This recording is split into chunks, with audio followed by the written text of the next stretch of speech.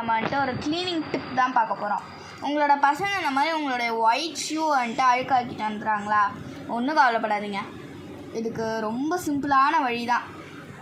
உங்களுக்கு கொஞ்சம் பேக்கிங் சோடாவும் தண்ணியும் மிக்ஸ் பண்ணி இப்படி வச்சுக்கோங்க. உங்களுக்கு எந்தளவு வேணுமோ வச்சுக்கோங்க. நம்மளுக்கு வந்துட்டு மெஷர்மெண்ட்லாம் கிடையாது. இந்த மாதிரி பேஸ்ட் கன்சிஸ்டன்சியில் இருந்தாலும் பரவாயில்ல, இந்த மாதிரி இருந்தாலும் பரவாயில்ல. இப்படி இந்தளவு கொஞ்சம் எடுத்துகிட்டு நம்மளுடைய இந்த ஷூவில் வந்துட்டு ஆக்சுவலாக இங்கே அழுக்கு இருக்கும். இங்கே அழுக்கு தெரியுதா? தெரியல. இந்த மாதிரி நம்ம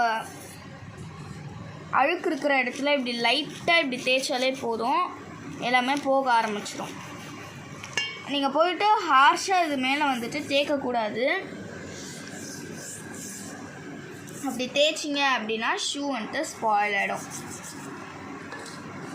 இதை வந்துட்டு ஒரு 2 மினிட்ஸ்க்கு ஆக்சுவலாக விட்டுருங்க, அது போதும். 2 மினிட்ஸ் கழிச்சு உங்களை வந்து பார்க்குறேன். இப்போ வந்துட்டு நம்மளுடைய ஷூ வந்துட்டு காஞ்சிருச்சு. இப்போ வந்துட்டு நம்ம வந்துட்டு இதை துடைக்க ஆரம்பிச்சிடலாம்.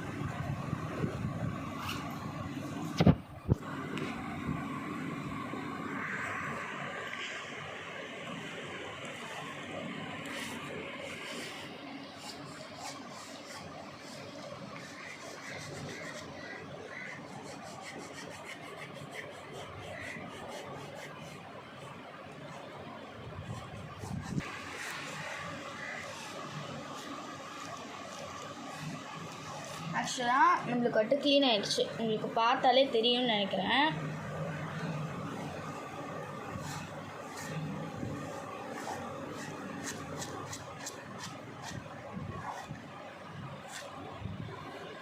ஆக்சுவலாக நம்மளுடைய ஷூவோட கலர் முன்னாடி இருந்ததை விட இன்னும் கொஞ்சம் நல்லா இருந்துருக்கு.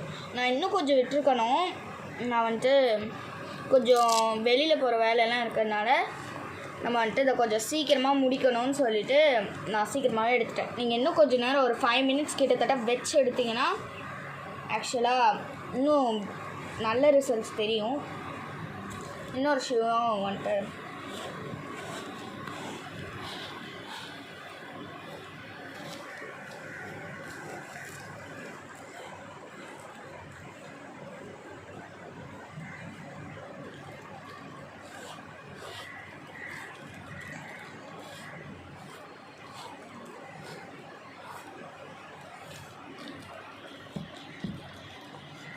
இப்போ பார்த்தீங்கன்னா நம்மளோட ஒயிட் ஷூஸ் அழகாக ஒயிட்டாக வந்துடுச்சு.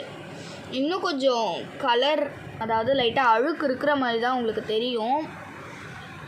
ஏன்னா வந்துட்டு நான் முன்னாடியே சொன்னேன், லைட்டாக வந்துட்டு நான் இன்னும் கொஞ்சம் நேரம் விட்டுருக்கணும். நான் அவசர கோளாறு மாதிரி பண்ணி வச்சுருக்கேன். பட் நீங்கள் இன்னும் கொஞ்சம் நேரம் விட்டு பண்ணிங்கன்னா உங்களுக்கு சூப்பரான ரிசல்ட்ஸ் தெரியும். அழகாக உங்கள் ஷூ வந்துட்டு அழகாக க்ளீன் ஆகிடும். பாய்.